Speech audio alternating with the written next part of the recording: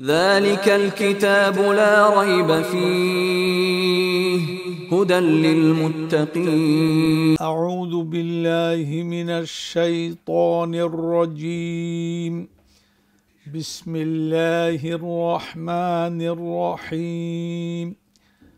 وجعلنا النهار معاشا وبنينا فوقكم سبعا شدادا وجعلنا سراجا وهاجا وأنزلنا من المعصرات ماء ثجاجا لنخرج به حبا ونباتا وجنات ألفافا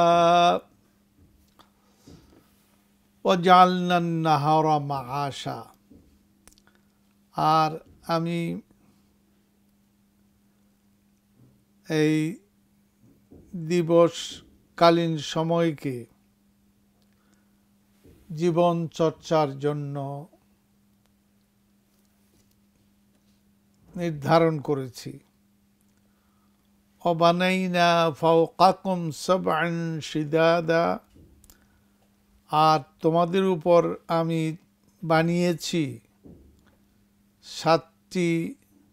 সাত স্তরের আসমান, যা কঠিন কিসিমের।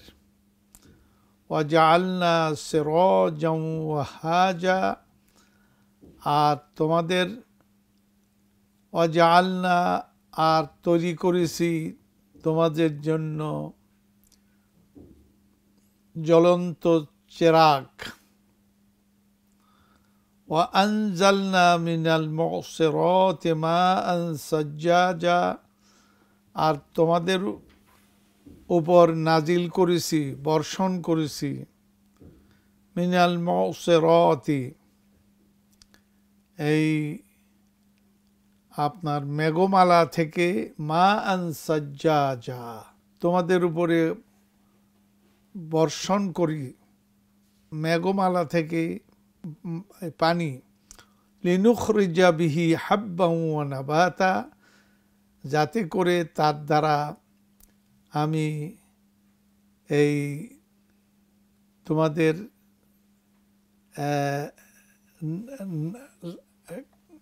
ঘাসসমূহ এবং তোমাদের খাদ্যশস্য উৎপাদন করি। জান্নাতিন আলফাফা, এবং আমি অনেক ঘন বাগ বাগিচা বন বনানী আমি সৃষ্টি করি। সুপ্রিয় দর্শক ও শ্রোতা, এটি জীবনের আলো অনুষ্ঠান। এই অনুষ্ঠানে আপনাদেরকে স্বাগত।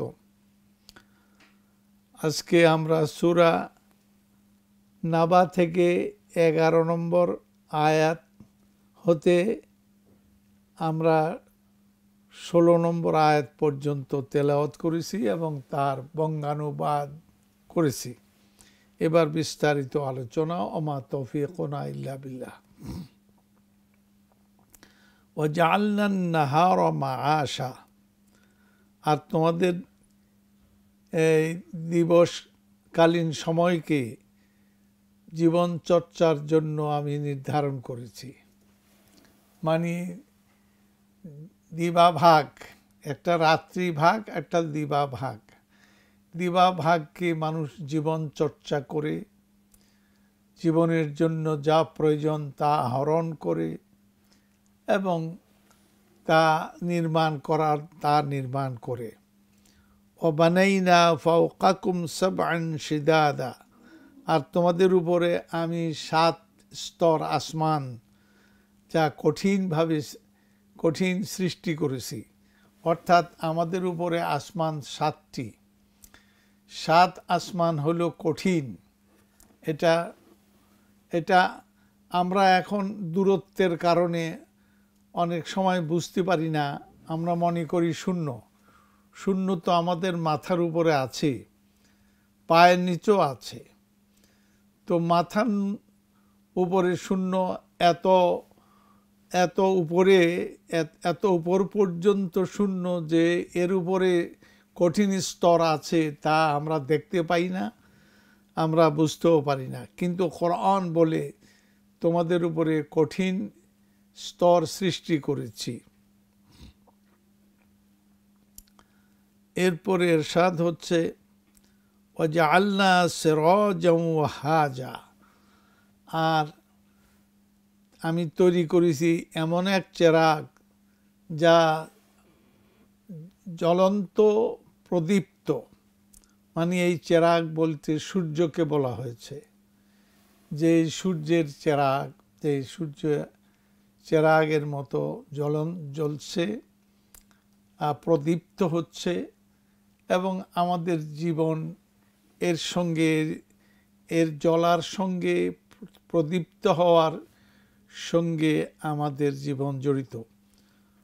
وأنزلنا من المعصرات ماء ثجاجا, আর আমি মেঘমালা থেকে কি করি, মাআন সাজ্জাজা, আমি পানি বর্ষণ করি, পানি বর্ষণ করি লাগাতার একটার পর, মানে অনেক সময় সপ্তাহব্যাপীও আমরা বর্ষা দেখতে পাই, সারাদিন ব্যাপী, 2 দিন ব্যাপী, সপ্তাহব্যাপী। এটাকেই বলা হয়েছে যে মা আন সাজ্জাজা। তো আল্লাহ সুবহানাহু ওয়া তাআলা এই সব কিছু আমাদের জীবনের জন্য সৃষ্টি করেছেন। লিনুখরিজা বিহি হাব্বাও ওয়া নাবাতা, এই যে পানি বর্ষণের ব্যবস্থা করলাম, এটা কেন? যাতে করে তোমাদের জন্য আমি বের করি, কি বের করি, যে তোমাদের শস্য এবং মানে আপনার সবুজ ঘন শস্য উৎপাদন করেন আল্লাহ সুবহানাহু ওয়া তাআলা। হ্যাঁ, ওয়া জান্নাতিন আলফাফা, এই সব কিছুর সঙ্গে আমাদের জীবন জড়িয়ে আছে। আমরা জীবনে যা কিছু করি, যেমন আমরা মনে করি আমরা নিঃশ্বাস ফেলি, নিঃশ্বাসের সঙ্গে আমরা অক্সিজেন গ্রহণ করি, আমরা যখন শ্বাস নেই, আবার নিঃশ্বাস যখন ফেলি তখন হাইড্রোজেন আমরা ছেড়ে দেই। এই অক্সিজেন আমাদের জীবনের বাস্তবতা হলো অক্সিজেন।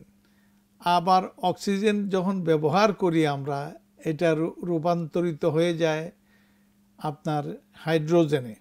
এটা বিষাক্ত, এটা আমাদের জন্য আর কাজে লাগে না। তো এটা আমরা নিঃশ্বাসের সঙ্গে ত্যাগ করি।